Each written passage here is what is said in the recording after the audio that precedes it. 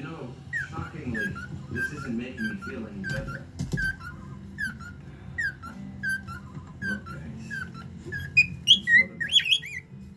Mom and Dad approve, and Fiona gets the man she's always dreamed of. Everybody wins. Except for you. It's Shrek. You love Fiona.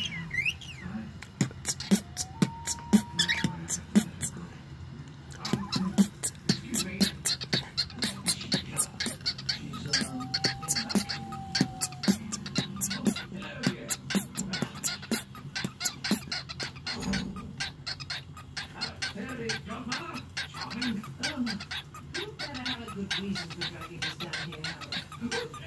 I'm afraid Fiona isn't really warming up to Prince Charming. FYI, not my fault. Oh, no, of course it's not, dear. I mean, how charming can I be when I have to pretend I'm that dreadful ogre? It's no one's fault. Perhaps it's best if we just call the whole thing. What? You can't force someone to fall in love.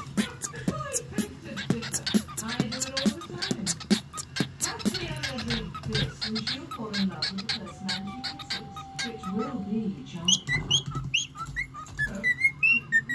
What did you say? I won't do it. I guess you will. If you remember, I helped you with your Cockatiel arm, and I can take it away just as easily. Is that what you want? Is it? No. Good boy. Now, we have to go. I need to do Charming's hair.